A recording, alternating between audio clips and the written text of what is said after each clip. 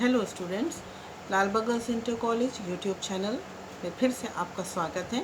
आज मैं क्लास 10 के लिए फिर से आई हूँ और पहले ही मैं महादेवी वर्मा आपका पढ़ा चुकी हूँ। पार्ट 6 पद्यांश इसका आज मैं पढ़ाऊँगी हिमालय से।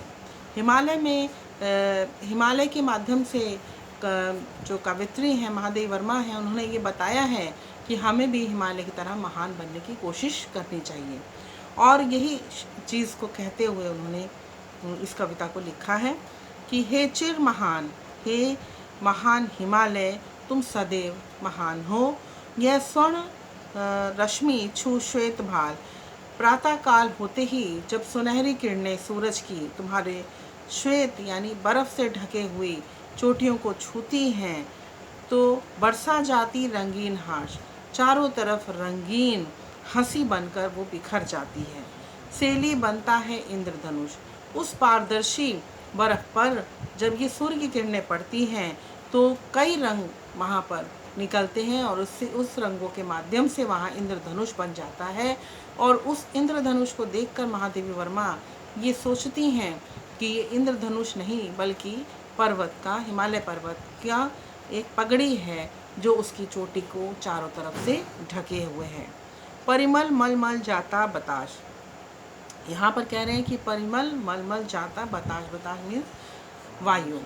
यहाँ पर सुगंधित वायु जो है तुम्हारे शरीर को यानी तुम्हारे पर्वत को छूती हुई सारे शरीर को मल के चली जाती है, यानी सुगंधित बना के चली जाती है। पर रागहीन तू हिम निदान, परंतु हे बर्फ के निदान हिमालय, तू राग से रहित अर्थात विरक्त हो, यानी तुम्हारे अंदर कोई भी राग नहीं है। ये सब सुख साधन होते हुए भी तुम इनसे दूर हो। नभ में गर्वित झुकता नशीश, यहाँ पे कहा गया है कि तुम्हारा ऊंचा गर्व से उठा हुआ तुम्हारा जो माथा है अर्थात तुम्हारी चोटियाँ जो हैं ये कभी भी झुकती नहीं हैं। पर अंक लिए हैं दीनशार, पर अंक यानी तुम इतने एक तरीके से कहा गया कि तुम घमंडी हो, तुम्हारे अंदर बहुत घमंड है कि तुम एकदम गर्व से वहाँ पर खड़े हो सालों साल से, परंतु तुम अंदर से दिल के बहुत नरम हो क्योंकि तुमने इस हिमालय पर्वत पर अपने शरीर पर तमाम जीवों को पनाह दे रखी है, जब तमाम चीज़ों को यहाँ पर अपनी जगह दे रखी है।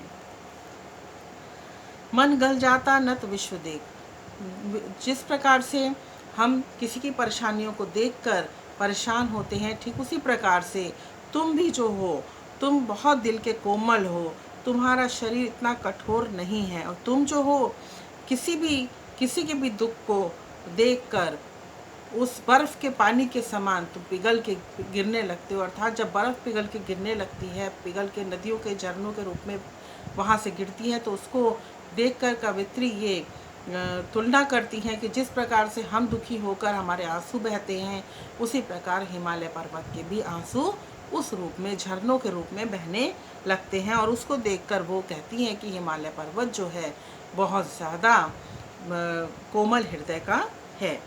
तन सह लेता कुलिश भार, तुम इतने कोमल हृदय के हो परंतु तुम्हारा जो शरीर है वो बहुत ही कठोर है, बहुत ही ज़्यादा तुम स्ट्रॉन्ग हो। और क्योंकि तुम इतने अंदर से तो बहुत सॉफ्ट हो, मृदु हो, परंतु तुम्हारा शरीर जो है वो बहुत ही ज़्यादा कठिन है, जो इतना कठोर है, जो इतने सारे भार को अपने शरीर पर तुम सहन करते हो। अर्थात मनुष्य को भी इसी तरीके से होना चाहिए, मन का कोमल परंतु अंदर से दृढ़, ताकि आने वाली कोई भी मुसीबत हो तो वो उसमें दृढ़तापूर्वक अभिमान से खड़ा रहे। तो ये थी महादेवी वर्मा का पद्यांश हिमालय से। धन्यवाद।